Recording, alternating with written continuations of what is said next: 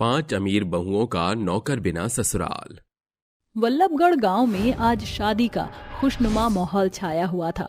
आखिरकार लीलावती आज अपने 5 बेटों की शादी जो कर रही थी, जिसे देखकर लीला की सालों पुरानी सहेली रज्जो कहती है, क्या बात है लीला, आज तो तेरा चेहरा चकमक के जैसे चमक धमक रहा है। अरे ये भी कोई कहने पूछने की बात है।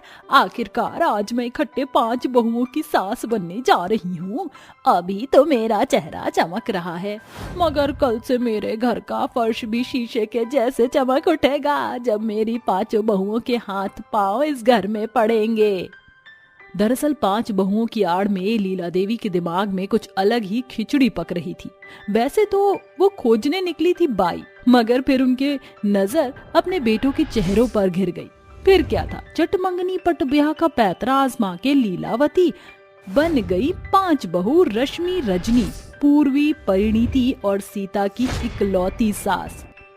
आओ आओ मेरी 5 परिंदों, इस नए बसेरे में तुम्हारा स्वागत है। शादी ब्याह के भागदौड़ में थक गई होगी, जाओ जाकर आराम फरमाओ, क्योंकि कल से तो ये आराम हराम हो जाएगा। इसी के साथ लीलावती की बहू कमरे में सोने चली जाती हैं। अगली सुबह लीला घर में टंगी घड़ी की ओर निहारती हुई अपनी बहुओं के कमरे में ताका झाकी करते हुए कहती है, शादी के पहली सुबह ही इनका ये हाल है। सबेर के 7 बजे तक भी इनके सुगबुगाने की आहट नहीं।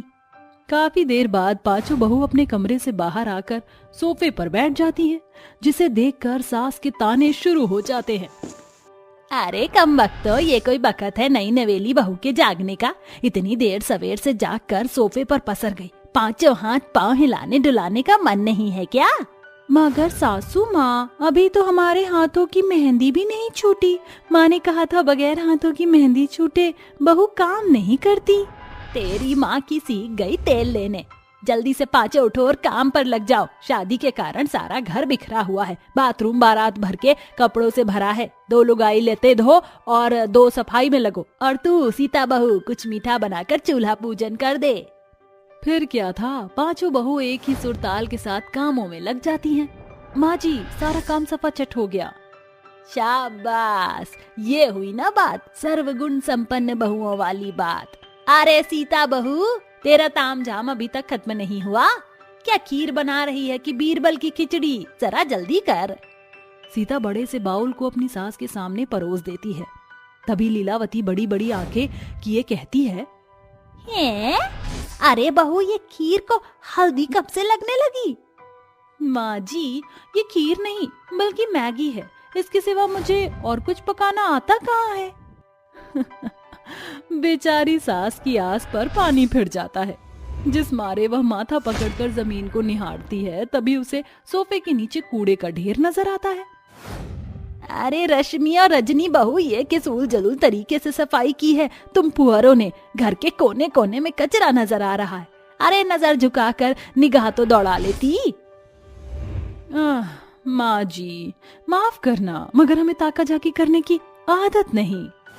हाय री मोरी मैया, मैंने तो सोचा था कि 5 बहू आ जाने से मेरा घर स्वर्ग के जैसे निखर संवर जाएगा। क्या पता था कि 5 पनौती निकलेंगी। किसी को सफाई नहीं आती तो किसी को खाना पकाना नहीं। अब मुझे खुद ही इन खच्चरों को खाना पकाना और घर संभालना सिखाना होगा। लीलावती अपनी 5 बहुओं को ससुराल का काम काज सिखाने लगती है। इस बीच 1 सप्ताह का समय बीत जाता है। तो मेरी 5 बहुओं, तुम तैयार हो ना? आज तुम 5 का ट्रायल है। जो सफाई के साथ अपना काम करेगा उसे सर्वगुण संपन्न बहू का ताज मिलेगा। जी माँ जी। फिर 5 बहू काम में लग जाती है। कोई बहू लोट पोट होकर सफाई करती, तो कोई बर्तन मांजती, तो कोई खाना पकाती, और लीला हॉल में लगे घड़ी पर निर्धारित समय पूरा होते ही पहुंच जाती है सभी के कामों का दौरा करने। सबसे पहले रसोई घर का रुख करती हूँ। हाय रे मेरे फूटे करम। अरे ओ करम जली, ये खाना है या कोयला? जली हुई रोटी, अध पके चावल और सब्जी में तो मसालों की भरमार है। क्यों री रश्मि बहू, ये किस हिसाब किताब से बर्तन मांजे हैं तूने? मेरे सारे महंगे कप तोड़ फोड़ डाले। माँ जी, it's not my mistake. Cup मेरे हाथों से खुश नहीं थे, इसलिए कपों ने मेरे हाथों से कूदकर आत्महत्या कर ली। हाँ माँ जी, ऐसा ही कुछ मेरे साथ भी हुआ। करछी चम्मच मेरे संभाल में नहीं आ रही थी, दाल पर नजर दौड़ा रही थी तो रोटी कोयला बनी जा रही थी। इतने पर लीला गुस्से से गरजती हुई जैसे रसोई घर से निकलती है, फर्श पर लगे पोछे के कारण फिसलकर औंधे मुंह गिर पड़ती है। हाय रे मेरी कमर! ओह माँ जी, बढ़ा दी ना मुझ बहू की मेहनत, अब फिर पोछा लगाना पड़ेगा मुझे। धत! अरे नास पीटी ऐसे लगाते हैं पोछा, पूरे घर में पानी पानी कर रखा है। अभी मेरे कदुआ फूट पड़ता तो क्या होता। अरे तेरे सास की समाधि यहीं बन जाती। तुम पांचों के पीछे सर खपाना खुरहा खच्चर से खेत चराने बराबर है। मेरे लाख मेहनत के बाद एक भी काम नहीं कर पा रही। तुम बहुएं बस बिगाड़ना जानती हो। सास का गुस्सा देखकर पांचों बहू के सब्र का बांध टूट जाता है। बस सासू माँ, हम बहू हैं इस घर की, बाई नहीं। अरे ये तो गनीमत समझिए जो हम पांचों बहू का फर्ज निभाने की कोशिश कर रही हैं, वरना हम अपने घरों में हम पांचों बहनें खुद का हाथ पांव चलाकर पानी भी नहीं पीती थी। क्यों, वहाँ क्या कौन पीकर काम चला लेती थी? माँ जी, आप ना जब मुंह खोलेंगी उल्टा ही बोलेंगी। हमें काम करने की जरूरत इसलिए नहीं होती थी क्योंकि हमारे घर में आधे दर्जन नौकर की फौज थी। हमारी मानिए तो आप भी बाई ले आइए, क्योंकि ये चूल्हा चौका हमारे बस की बात नहीं। नौकर की मांग करके पांचों बहू अपने कमरे में चली जाती हैं। तभी रज्जो लीलावती से मिलने आती है। क्या बात है लीला बहन, तुम्हारे चेहरे पर 12 क्यों बजे हैं? पर 5-5 बहुओं के रहते ये घर बार बंगार की दुकान में क्यों बदला है? यही तो सारा रोना है रज्जो। मेरी 5 बहुएं पनौती हैं, पनौती कहती है हमसे नहीं होगा काम, नौकर की डिमांड कर रही हैं। ये शहर की मॉडर्न बहू तेरी ही तमन्ना थी, इसलिए बाई की फरमाइश कर रही हैं। हाँ रज्जो, अब पल्ले पड़ रहा है। मॉडर्न बहू की बजाय बोर्डम बहू लाई होती तो नौकर की मांग नहीं करती। कोई नतीजा ना निकलने पर लीला बिजली नाम की एक नौकर को घर बुलाती है। माँ जी, ये कौन है? मेम साहब, मैं मेरा इंट्रो देती हूँ। मैं हूँ बिजली, आप सास बहू की नौकरानी बोले तो बाई। ये सुनकर पांचों बहू के चेहरे खुशी से खिल उठते हैं और पांचों अपनी फरमाइश देती हैं। बिजली, जरा जल्दी से मेरे लिए पास्ता बना दो, और मेरे लिए कॉफी, और मेरे लिए गर्मा गर्म चाय। बरोबर, अभी बना कर लाती हूँ। ठहर जा बिजली, तुझे पगार मैं दूंगी, इसलिए पहले जाके मेरा नाश्ता बना। बिल्कुल नहीं बिजली, पहले तुम हमारा ऑर्डर पूरा करोगी। बिल्कुल नहीं बिजली, पहले बनेगा नाश्ता फिर पास्ता। खाने के खातिर सास बहू के बीच की बहसबाजी झुंझलाहट के साथ झगड़े का मोड़ ले लेती है। ये देखकर बिजली सास और पांचों बहू पर पिनकती हुई कहती है, आइला कितना लफड़ेबाजी है तुम सास बहू के बीच। देखो मेम साहब, मैं बाई है, हलवाई नहीं। पहले ही 5000 की पगार में झाड़ू कटका कर रही है। मैं एक बार में एक ही डिश पकाएगी, खाने का है तो बोलो, नहीं तो बिजली चली, क्योंकि इतना पैसा में इतना ही मिलेगा। ये सुनकर सास बहू के चेहरे फीके पड़ जाते हैं और बिजली के गुल होने की बात से सभी कुसुर पुसुर करने लगती हैं। सोच क्या रही हो, इतने कम बजट में बाई मिलना बहुत मुश्किल है। हाँ रश्मि सच कह रही है, मुश्किल से तो माँ जी ने नौकर रखा है। अगर बिजली चली गई तो ससुराल का तामझाम हमारे सिर आ गिरेगा। 2 मिनट बाद, हमें मंजूर है बिजली, तुम जो बनाओगी हम खुशी से खा लेंगे, बस तुम हम बहुओं के जीवन में अंधेरा करके गुल मत होना बिजली। ठीक है, अब काली पीली बटरिंग बातें नको करो मेम साहब। इस तरह बिजली के बाई बनकर आ जाने से काम को लेकर हुई सास और उसकी पांचों बहू की परेशानी खत्म हो जाती है और सभी खुशी खुशी रहने लगते हैं। खटिए पर पड़ी त्रिवेणी जोर जोर से खांस रही थी। कुछ महीनों से वो बीमारी की बिछौने की जकड़न में थी। उसका बेटा खेतन खेतों में बनिहारी किया करता था। बदले में जो 4 पैसे आते उससे बड़ी ही मुश्किल से गुजर बसर चलता था। उसकी बीवी सीता बेहद ही सुलझी हुई स्वभाव की थी। ठंड की बहती बयार में घर की ओट पर बैठी हुई सीता खेतन के आने की राह देख रही थी। अरे आ गए आप, मैं आपकी ही बाट जो रही थी।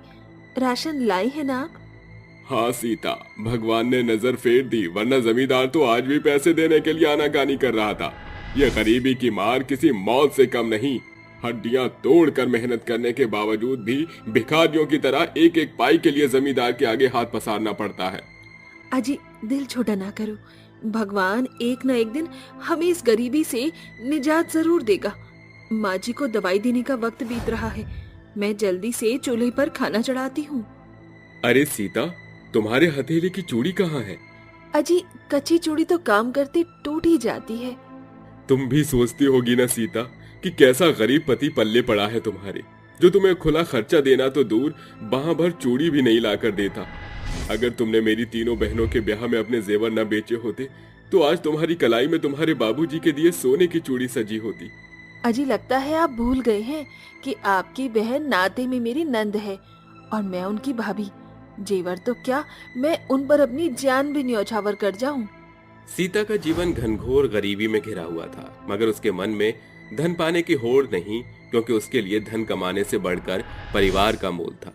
सीता झटपट से खाना बनाकर अपने पति को परोसकर त्रिवेणी को खिलाने लगती है, जिसके सास के शरीर में इतनी सामर्थ्य नहीं थी कि वो खुद खा सके। इसलिए सीता बहू बेटी से बढ़कर उसका ख्याल रखती। समय बीतता गया।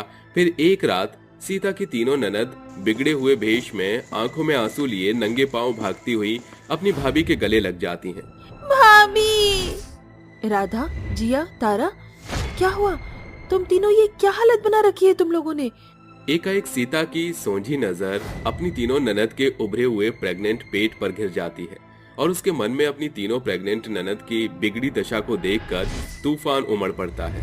भाभी, हमारी सास को जब पता चला कि हम तीनों प्रेग्नेंट हैं, तो उन्होंने हमें जबरन जोर जबरदस्ती के साथ रातों रात घर से खदेड़ दिया। मगर क्यों? कल्याणी जी ऐसा कैसे कर सकती हैं? भाभी, माँ जी ने अपनी पुराने रूढ़िवादी रीत रिवायत की गठरी हम तीनों के गर्भ पर लाद दिया। वो कहती हैं कि बहू का पहला बच्चा मायके में होता है। जब हमने यहाँ आने से मनाही की तो उन्होंने हमें दाने दाने पर आफत कर दी। ये कहते हुए तीनों ननद की दर्द आंसू बनकर बहने लगता है और सीता उन्हें सांत्वना देकर कहती है, बस चुप हो जाओ तुम तीनों। गर्भावस्था के इस पड़ाव में रोना पीटना तुम्हारे लिए अच्छा नहीं। इस भाभी के रहते मेरी ननद भूखी नहीं रहेगी। सीता अपनी तीनों ननद को खाना देती है। खाने के बाद उसकी तीनों ननद नींद के आगोश में समा जाती हैं। तभी खेतन लंगड़ाता हुआ घर में घुसता है। उसके एक पाँव में गहरी पट्टी बंधी हुई थी। अजी, ये आपके पैरों को क्या हो गया? अरे क्या बताऊं सीता, जमुना दास के बंजर खेत की जुताई कर रहा था। गलती से पाँव हल में घायल हो गया। डॉक्टर ने क्या कहा? डॉक्टर ने दवा दारू दी है और 6 महीने की छुट्टी दे दी। कुछ भी समझ बूझ में नहीं आ रहा, अब खेत की बची खुची जुताई बुआई कैसे निपटेगी। अरे सीता, ये तीनों कब आई? सीता खेतन को सारी बात बताते हुए बोलती है, अजी, इस वक्त मेरी तीनों नंद गर्भ से हैं। अगर हम सभी घर में बंद जाएंगे तो घर का चूल्हा कैसे जलेगा? इसीलिए कल से आपके बदले मैं जमींदार के खेतों पर काम करूंगी। अगली सुबह सीता सूरज की लालिमा के साथ जागकर घरेलू कामों का निपटारा करके खाना पका देती है। तारा, राधा, सिया, मैंने खाना बना दिया है। तुम तीनों समय से खा लेना। मैं खेत पर जा रही हूँ।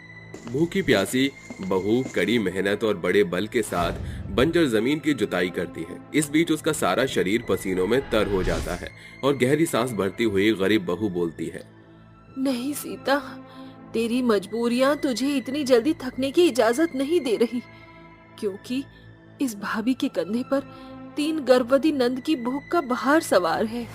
अपने ही शब्दों में खुद को हिम्मत देती हुई गरीब बहू बिना रुके बीजों की बुआई करती है। देखते ही देखते सूरज ढलना शुरू हो जाता है। तभी जमीन का मालिक जमुना दास वहां आता है। अरे बहुत खूब खेतन की लुगाई, तूने तो सुबह से सांझ भर में जुताई बुआई दोनों निपटा दिया। बड़ा जोड़ है तुझमें। गरीबी और भूख श्रम करना सिखा देती है काका। मेरा मेहनताना दे दीजिए, मुझे राशन पानी खरीद कर घर पहुंचना है। मेरी गर्भवती नंद मेरी राह देख रही होंगी। हाँ, ये रहे तेरे दिन भर के पसीने के पैसे। दिन भर के श्रम के बाद सीता का चेहरा फीका पड़ चुका था, मगर अपनी भूख को भूलकर गरीब बहू बनिए की दुकान पर आती है। बैजू, जरा जल्दी से 5 किलो चावल, 5 किलो आटा और 2 किलो दाल दे दो। अरे अभी पहले का उधार बाकी तो चुकता किया नहीं कि चली आई एक नया उधार मांगने। सीधा सा फंडा है भौजाई जी, पैसा दो राशन लो। हाँ, पैसे हैं ना मेरे पास, ये लो पूरे 1000 रुपए हैं। इसे वही खाते में लिखा हिसाब काटकर बाकी का राशन दे दो। सीता के हाथों से पैसे लेकर बेईमान बनिया बैजू पल्ला झाड़ते हुए कहता है, अरे खड़ी क्यों हो, 1000 रुपए का हिसाब पूरा हो गया, चलो रास्ता नापो अब। ये सुनकर सीता की आंखों से बह रहे आंसू मुरझाए चेहरे को भिगोने लगते हैं और वो हाथ जोड़कर कहती है, नहीं नहीं, इतने निर्दयी न बनो बैजू, मेरी तीनों नंद गर्भ से हैं। अगर तुमने राशन नहीं दिया तो इस गरीबी में मैं उन्हें क्या खिलाऊंगी। मैं विनती करती हूँ, थोड़ा अनाज बांध दो।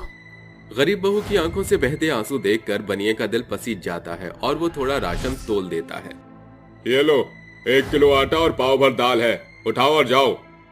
सीता राशन लेकर घर आती है और चूल्हा फूंककर दाल रोटी बनाकर अपने पति और सास को खिलाकर अपनी गर्भवती ननद को खिलाने लगती है। इस बीच कभी तवा खाली होता तो कभी थाली, और देखते ही देखते रोटियों का थाक खत्म हो गया। ये क्या भाभी, सारी रोटियां तो खत्म हो गई। आपने भोर को भी कुछ नहीं खाया था और हमारे चलते अभी भी आपको भूखा रहना पड़ेगा। अरे तुम तीनों मेरी चिंता मत करो, मैं खेत पर खाना लेकर गई थी, उसी से पेट भरा है। बस भाभी, आपका बुझा हुआ चेहरा देख चीख चीख कर ये कह रहा है कि दिन भर के बीच में आपके पेट में एक दाना भी नहीं गया। राधा, इस घड़ी मुझसे कहीं ज्यादा तुम्हें खाने की जरूरत है। तुम्हारी भाभी तो फिर भी भूख बर्दाश्त कर लेगी। ऐसे ही समय तेजी से बीतता जाता है। गरीब बहू को जो भी छोटा बड़ा काम हाथ आता वो उसे किया करती। कभी खेतों में बनिहारी तो कभी ईंट की भट्टियों में बोझ ढोने का काम। आखिरकार उसकी महीनों की मेहनत ने बड़ा प्रतिफल दिखाया। उसकी तीनों ननद ने 9 महीने के पड़ाव को पार करके प्यारे से बेटों को जन्म दिया। मुबारक हो मेरी प्यारी ननद, आज से तुम्हारा ओहदा दुगना हो गया। भाभी, हमारे बच्चों पर असली हक आपका है। हमने तो केवल इन्हें कोख में रखा, मगर आपने रोजाना अपना खून पसीना बहाकर इन्हें सींचने के लिए बड़ी मेहनत की। बावजूद उसके खुद हर दूसरे दिन भूख की आंख में ददकती रही। हाँ भाभी, बस अब हमारी बारी है। हम तीनों ननद मिलजुल कर आपके बोझ को बांटेंगी। इस तरह सीता की तीनों ननद बारी बारी से उसके साथ बनिहारी करने लगी, जिससे घर चलना आसान हो गया। अब खैतान भी अपने पैरों पर ठीक से खड़ा हो गया और सभी की साझेदारी से उनके घर पर छाई घनघोर गरीबी का बदला छटना शुरू हो गया। सीता ने बुरे हालातों में भी हार नहीं मानी, जो उस गरीब बहू की बहादुरी को दर्शाता है। सुनिए जी, हमारे तीनों बेटे बड़े हो गए हैं। अब मुझे उनकी शादी की चिंता हो रही है। क्यों ना हम उनके लिए लड़की देखना शुरू कर दें। अरे उमा, तुम्हारी चिंता सही है, लेकिन तुम जानती हो ना, आजकल लड़कियां पता नहीं कैसी कैसी होती हैं। वो हमारे बेटों को निभा पाएंगी या नहीं? अरे वो तो आप मेरे ऊपर छोड़ दो। मैंने सोच लिया है, मैं गरीब घर से ही अपने बेटों की शादी करूंगी। अरे गरीब घर की बेटियों से अगर अपने बेटों की शादी करूंगी तो वो हमारे घर को अच्छे से संभाल लेंगे, क्योंकि उनके संस्कार अच्छे होते हैं। अरे वाह, तुमने तो बहुत अच्छा सोचा है। तो एक काम करो, तुम हमारे 5 बेटों के लिए लड़कियां ढूंढ लो। अगले ही दिन से उमा अपने घर के पंडित के साथ मिलकर लड़कियां ढूंढना शुरू कर देती है। फिर एक दिन पंडित उमा के घर आता है और उससे कहता है, अरे बहन जी, मुबारक हो। जैसी आपको बहुएं चाहिए बिल्कुल वैसी ही लड़कियों का रिश्ता लेकर आया हूँ आपके लिए। अरे बहुत ही सुशील और संस्कारी लड़कियां हैं, ऊपर से गरीब परिवार की भी हैं। आपके घर को बहुत अच्छे से समझेंगी।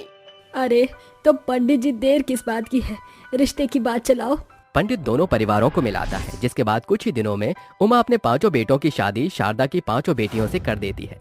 शादी के बाद सब कुछ अच्छा खासा चलने लगता है। कुछ दिनों में वे 5 घर की सभी जिम्मेदारियों को उठा लेती हैं। ये देखकर शारदा को बहुत खुशी मिलती है। अरे राधा, ममता, शीला, पुष्पा, निशा कहाँ मर गए सब के सब। आफ्टर 6 years, 6 साल के बाद उमा के चिल्लाते ही राधा, ममता, शीला, पुष्पा और निशा रसोई से सीधा उसके पास आ जाती हैं और उससे पूछती हैं, क्या हुआ माँ जी, क्यों चिल्ला रही हो? हम तो रसोई में ही थे, फिर आप हमें ढूंढ क्यों रही हो? अरे समय देखो कितना हो गया है, क्या आज हमें खाने को नहीं मिलेगा? अरे माँ जी, बना तो रहे हैं, अब क्या हमारी जान निकालोगी? माँ जी, मैंने आलू के पराठे बनाए हैं, आप जाइए, हम जल्दी से लेकर आते हैं। और साथ में पुदीने की चटनी भी बनाई है। अरे चटनी तो तुम 5 ने मेरी बना रखी है। तुम्हारी शादी को 6 साल हो गए और ये 6 साल तुम्हारे सिर्फ और सिर्फ रसोई में ही निकले हैं। अरे मैं बूढ़ी हो गई हूँ, मुझे खुशखबरी कब तक सुनाओगी तुम? लेकिन माँ जी, ये तो हमारे हाथ में नहीं है। ऊपर वाला जब चाहेगा तब हमारी सोनी गोद भरेगी। हाँ माँ जी, आप चिंता मत करो, एक ना एक दिन तो हमारी सोनी गोद जरूर भरेगी। अरे तुम्हारी शादी को 6 साल हो गए हैं और अभी तक कुछ नहीं हुआ है, तो आगे क्या होगा? जाओ अब जल्दी से नाश्ता बनाकर लेकर आओ। वो पांचों की पांचों चुपचाप मुंह लटकाकर रसोई में चली जाती हैं और कुछ ही देर में नाश्ता तैयार करके टेबल पर लगा देती हैं। उमा नाश्ता का पहला निवाला जैसे ही मुंह में लेती है, वो निवाला मुंह से बाहर उगल कर कहती है, नास पीटियो, ये कैसा खाना बना कर रखा है तुमने? अरे तुम्हें खाना भी बनाना नहीं आता? मैं तो तुम पांचों से बहुत दुखी हो गई हूँ, तुमने तो मेरा जीना हराम कर रखा है। तभी उसके पांचों बेटे आते हैं और उमा को देखकर कहते हैं, क्या हुआ माँ, क्यों चिल्ला रही हो? अरे माँ, सुबह सुबह तो अपना मूड ठीक करके रखा करो। रोज रोज खाने के पीछे क्यों चिल्लाती हो? बेचारी अच्छा तो खाना बनाती हैं। अरे ऐसा खाना भी तो कुत्ते ना खाएं। तुम्हें खाना है तो खा लो ये नाश्ता, मैं जा रही हूँ यहाँ से। अरे माँ रुको रुको, कहाँ जा रही हो? कम से कम नाश्ता तो पूरा करती जाओ। अरे मुझे इन मनहूसों के हाथ का कुछ भी नहीं खाना, पता नहीं कहाँ से पड़ गई मुझको ये 5 बांझ। अपनी सास के मुंह से बांझ सुनकर उन पांचों को बहुत बुरा लगता है, जिसके बाद वो मुंह लटकाकर वहीं खड़ी हो जाती हैं।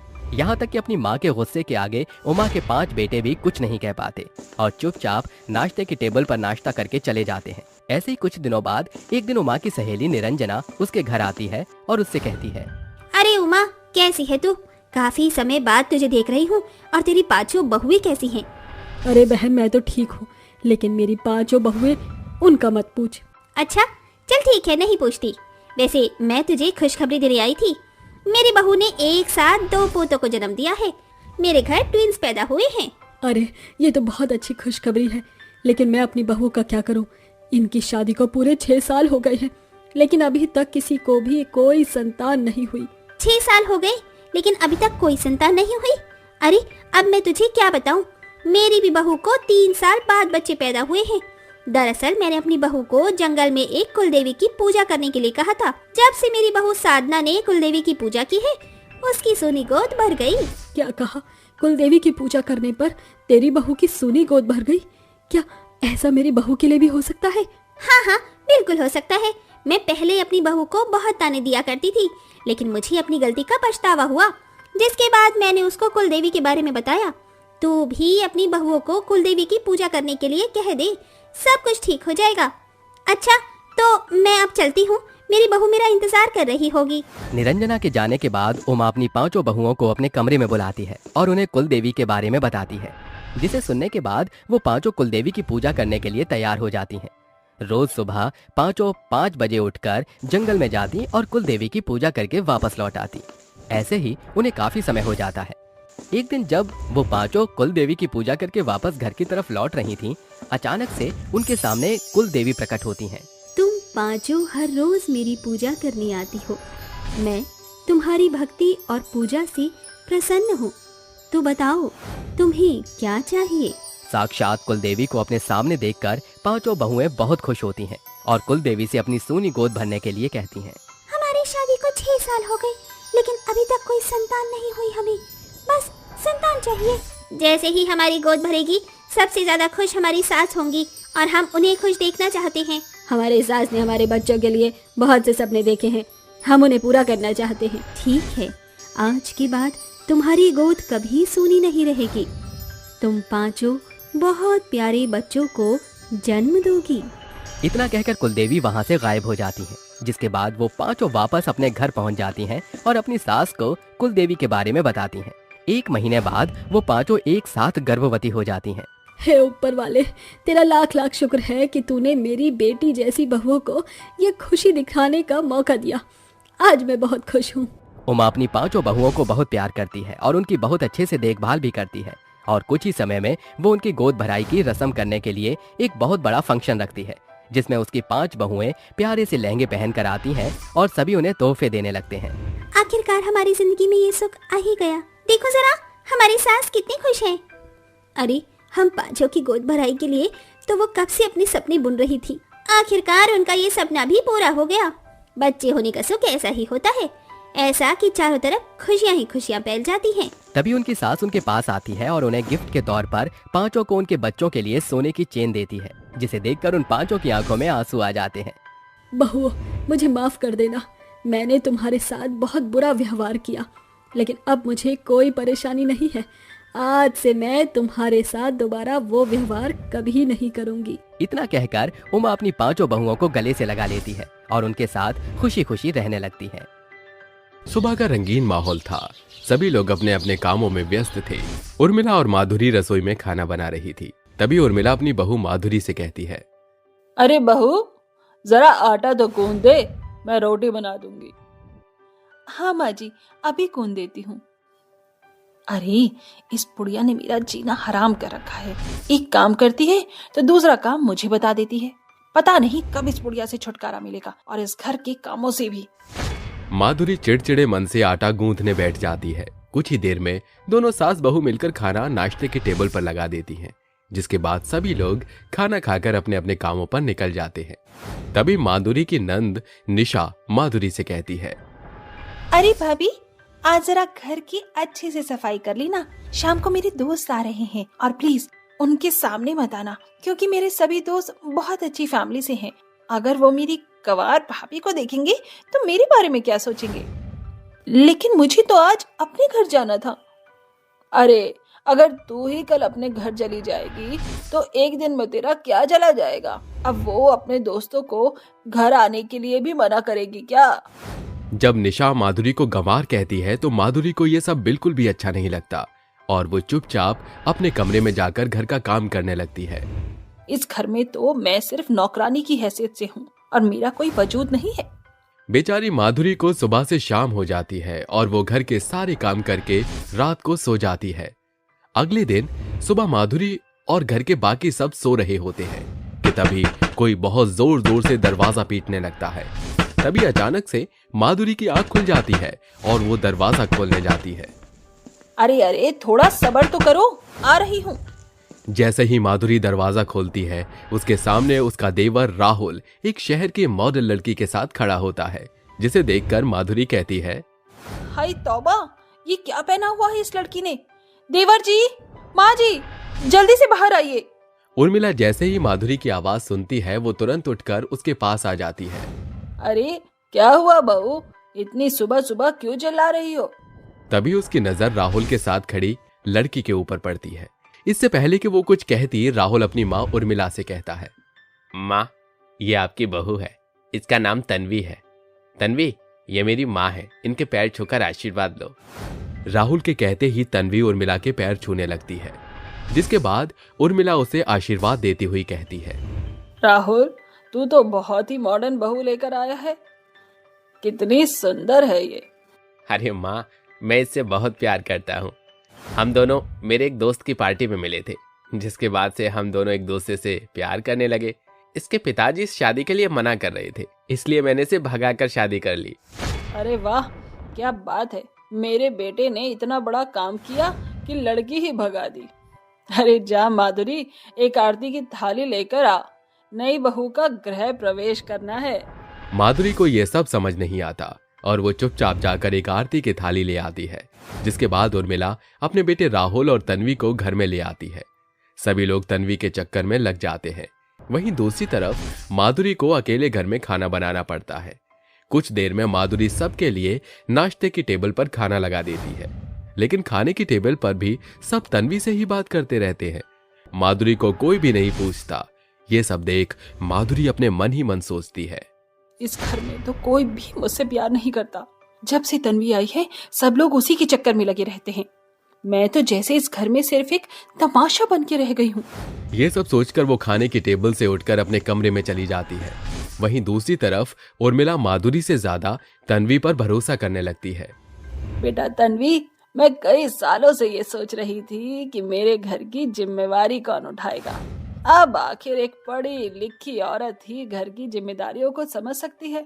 गांव की गवार घर की जिम्मेदारियों को क्या समझेगी। ये लो बेटा, ये मेरी अलमारी की चाबियां हैं, आज से ये तुम्हारी हुई। तन्वी चाबी ले लेती है, जिसके बाद वो अपनी सास से कहती है, अरे माँ जी, आप चिंता क्यों करती हो। मेरे होते हुए आपको किसी भी बात की चिंता करने की कोई जरूरत नहीं है। तन्वी चाबी का गुच्छा अपनी कमर पर लगा लेती है, जिसके बाद वो घर में यहाँ वहाँ घूमने लगती है और बेचारी माधुरी पर हुक्म चलाने लगती है। अरे तुम कैसी सफाई करती हो? देखो जरा यहाँ कितनी धूल है। आज पूरे घर में अच्छे से डस्टिंग करना। मुझे धूल से बहुत एलर्जी है। तन्वी की बात सुनकर माधुरी को बहुत गुस्सा आता है, जिसके बाद वो बिना कुछ कहे अपने कमरे में चली जाती है। ऐसे ही एक दिन माधुरी तन्वी को अलमारी से पैसे निकालते हुए देख लेती है। अरे ये क्या, इतने सारे पैसों का ये तन्वी क्या करेगी? और ये पैसे लेकर कहाँ जा रही है, वो भी किसी को बिना बताए? मुझे तो कुछ गड़बड़ लग रही है। तन्वी तुरंत पैसे निकालकर घर से निकलकर एक पार्क में पहुंच जाती है, जहां वो एक लड़के के गले लग जाती है और उससे कहती है, हाय मेरी जान, तुमसे मिलकर कितना अच्छा लग रहा है। उन गवार लोगों के साथ रहकर मैं बहुत परेशान हो चुकी हूँ। देखो मैं आज तिजोरी से सारा पैसा चुरा कर ले आई हूँ। तुम इन सब पैसों को ले जाओ, मौका देकर मैं वहाँ से भाग जाऊंगी। तन्वी सारे पैसे उस लड़के को दे देती है, जिसके बाद वो लड़का चुपचाप सारे पैसे ले जाता है। ये सब माधुरी एक पेड़ के पीछे से देखती रहती है। तो ये चालाकी है इस तन्वी की बच्ची की। आज तो मैं इसका भांडा फोड़ ही दूंगी। ये सोचकर माधुरी घर जाती है और घर के सभी लोगों को इकट्ठा करके तन्वी के बारे में बताती है, जिसके बाद कोई भी उसकी बातों का विश्वास नहीं करता और निशा कहती है, अरे हमें तुम्हारी किसी भी बात का विश्वास नहीं है। मैं सच बोल रही हूँ, मैंने खुद अपनी आंखों से देखा है। अगर विश्वास नहीं है तो अलमारी खोल कर देख लो। सब लोग अलमारी खोलने की बात पर सहमत होते हैं। जैसे ही उर्मिला अपनी दूसरी चाबी से अलमारी खोलती है, पैसे उसमें वैसे के वैसे ही रखे होते हैं, जिसे देखकर माधुरी अचंभित रह जाती है। तभी तन्वी कहती है, दीदी अगर आपको मुझसे कोई दुश्मनी है तो मैं इस घर से चली जाती हूँ। भाभी तुम कहीं नहीं जाओगी। अब अगर इस घर से कोई जाएगा तो वो माधुरी है। घर के सभी लोग मिलकर माधुरी को घर से बाहर निकाल देते हैं और बेचारी रोते हुए वापस अपने मायके पहुंच जाती है। वहीं दूसरी तरफ तन्वी ने बहुत ही चालाकी से वापस पैसे लाकर अलमारी में रख दिए थे, ताकि वो घर वालों का विश्वास जीत सके। अगले दिन उर्मिला 2 लाख रुपए तन्वी को देते हुए कहती है, ये लो बहू, इन पैसों को अलमारी में रख दो। ये पैसे निशा की शादी में काम आएंगे। तन्वी उन पैसों को अलमारी में रख देती है, लेकिन कुछ देर के बाद जब घर में कोई नहीं होता, वो सारे पैसे एक बैग में भर लेती है और घर से भागने की कोशिश करती है। जैसे ही वो दरवाजा खोलती है, दरवाजे पर पुलिस खड़ी होती है। इस बैग में क्या है? और तुम ऐसे छुप कर कहां जा रही हो? पुलिस को देखकर तन्वी बहुत डर जाती है, जिसके बाद पुलिस बैग की तलाशी लेती है, जिसमें कई सारे पैसे होते हैं।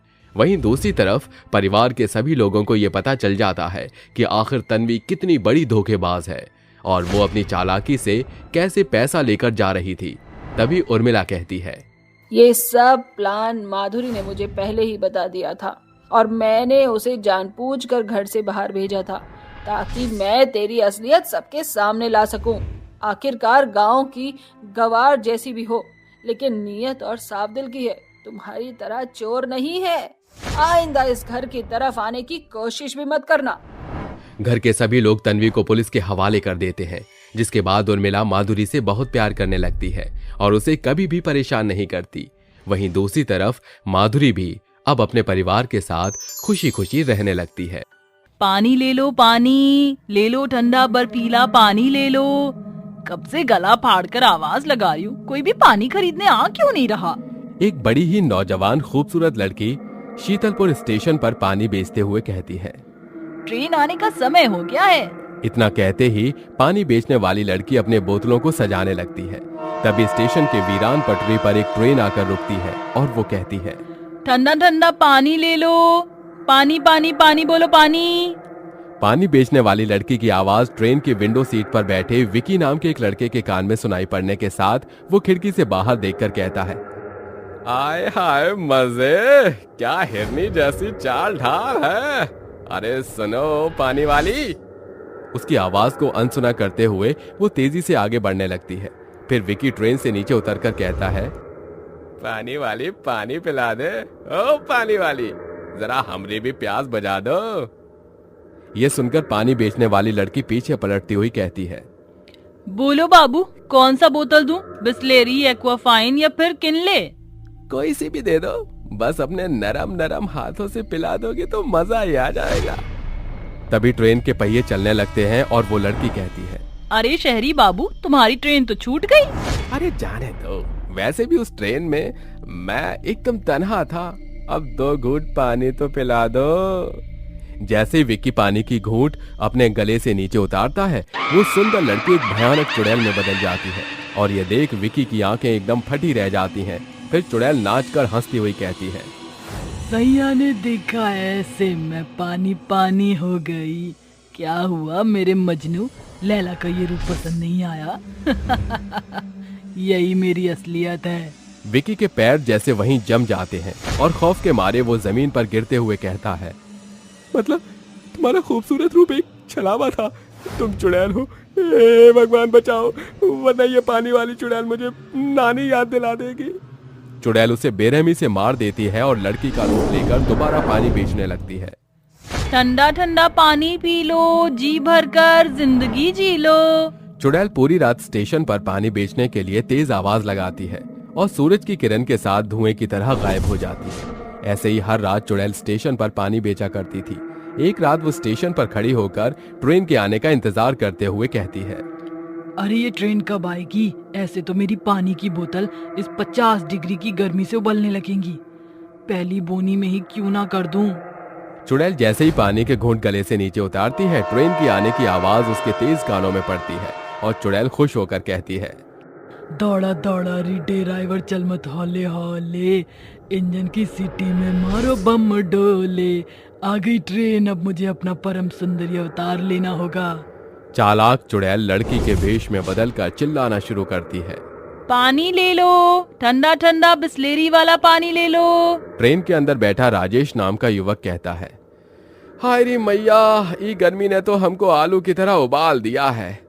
सर से पांव तक पसीने के समंदर में डूब गए हैं, गला सूख रहा है, काश ठंडा पानी मिल जाता।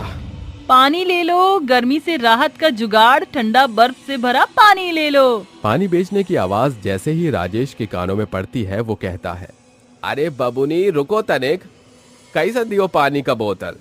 एकदम सस्ता है काका, इस पानी को पीते ही आपको छुटकारा मिल जाएगा। क्या मतलब? मतलब गर्मी से ये पानी का बोतल एकदम शीतल है, इसका हर एक घूंट अमृत के समान है। सागर मंथन से निकला है का? ये पेयजल ओ अमृत के जैसन है, पी कर देख लो। राजेश खिड़की से पैसे देकर पानी की एक बोतल खरीद कर उसे पीकर अपनी प्यास बुझाता है कि अचानक उसके गले की खाल उधड़ने लगती है और वो छटपटाते हुए गला पकड़ कर कहता है, अरे कैसन पानी बेचत है तू? ये मिनरल वाटर रहे कि तेजाब? गला चला था हमार।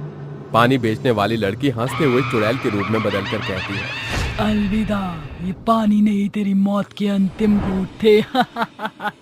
चुड़ैल के पानी पीने के कारण उस आदमी की बेरहमी से तड़पकर मौत हो जाती है। वक्त तेजी से गुजरता है। चुड़ैल हर रात पानी बेचकर लोगों को मौत के घाट उतारा करती। एक रात कुछ यात्री ट्रेन में सफर कर रहे थे, तभी एक कहता है, महेंद्र, पानी की बोतल कहाँ रखी है? मुझे बहुत जोर से प्यास लगी है। सॉरी यार, जल्दबाजी में पानी की बोतल तो हमने खरीदी ही नहीं है। अगला स्टेशन शीतलपुर है, हम वहीं उतरकर पानी की बोतल खरीद लेंगे। गलती से भी शीतलपुर स्टेशन पर कदम रखने की गुस्ताखी मत करना, वरना जान से हाथ धो बैठोगे। दोनों दोस्त पीछे मुड़कर देखते हैं तो उनकी बगल वाली सीट पर एक अधेड़ उम्र का आदमी चादर ओढ़े बैठा था, जिसकी बात सुनकर वो कहते हैं, पर आप हमें वहां उतरने से मना क्यों कर रहे हैं? क्योंकि पिछले कई दशकों से एक चुड़ैल स्टेशन पर पानी बेच रही है। जो उसका पानी खरीदकर पीता है वो उसे मौत की नींद सुला देती है। पर वो चुड़ैल आखिर ऐसा कर क्यों रही है? बहुत समय पहले की बात है। आज जो शीतलपुर स्टेशन है वो एक जमाने में घनघोर जंगल था। जब स्टेशन के निर्माण में पटरी की खुदाई का काम चल रहा था तो उसकी लाश निकली थी, जिसे कार्यकर्ता के मैनेजर ने जल्दबाजी में अंतिम संस्कार करने की जगह उसके शव को एक पानी से भरे गहरे गड्ढे में फेंक दिया और वो चुड़ैल बनकर बाहर निकल आई और सबसे पहले उस मैनेजर को मार डाला और उसी गड्ढे के पानी को अपनी काली शक्ति से चुड़ैल स्वच्छ जल में बदलकर बेच रही है। उस चुड़ैल के खात्मे का कोई तो उपाय होगा। एक उपाय है, शीतलपुर स्टेशन से पीछे कुछ दूर एक पुराना दैविक मंदिर है। अगर चुड़ैल उस पवित्र मंदिर की सीढ़ियों पर कदम रख दे तो वो खाक में मिल जाएगी, पर उसे वहां तक लेकर जाएगा कौन? हम लेकर जाएंगे। ये काम आप हम पर छोड़ दीजिए।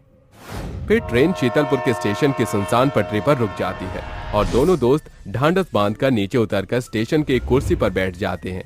तभी एक आवाज उनके कानों में पड़ती है। पानी ले लो, ठंडा पानी पी लो। तेजस, वो चुड़ैल कब आएगी यार? आ चुकी है, ये चुड़ैल ही है। देख उसके पैर उल्टे हैं, ये सुंदर रूप इसका छलावा है। चुड़ैल उनके पास आकर कहती है, साहेब पानी पी लो। नहीं चाहिए, जाओ। एक बोतल तो ले लो, सस्ता है। अरे कहा ना नहीं चाहिए। चुड़ैल गुस्से से बौखलाकर अपने असली रूप में आकर कहती है, अब बोल, पिएगा या नहीं? एक ही शर्त पर, अगर तुमने हमें पकड़ लिया तो हम तुम्हारी सारी बोतलों का पानी एक बार में पी जाएंगे। तू एक चुड़ैल को उकसा रहा है। चल, ये मौत की पकड़ा पकड़ी खेलने में बड़ा मजा आएगा। दोनों तेज रफ्तार से दौड़ते हुए मंदिर की तरफ भागकर मंदिर की सीढ़ी पर खड़े हो जाते हैं। तभी चुड़ैल कहती है, डप्पा, मैंने तुम्हें पकड़ लिया। मंदबुद्धि चुड़ैल, जरा नीचे देख, तेरे कदम है कहाँ? चुड़ैल के पैर मंदिर की चौखट पर होते हैं और वो जलते हुए कहती है, ये मैंने कैसी मूर्खता कर दी। बचाओ।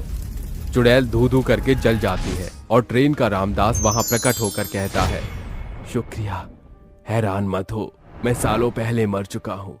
मैं एक आत्मा हूँ। वो मैनेजर मैं ही था जिसके कारण इस चुड़ैल का हड़कंप शीतलपुर में फैल गया था। आज उसकी मौत के साथ मेरी भी आत्मा मुक्त हो जाएगी। दोनों एक साथ गायब हो जाते हैं और शीतलपुर हमेशा के लिए चुड़ैल के कहर से आजाद हो जाता है।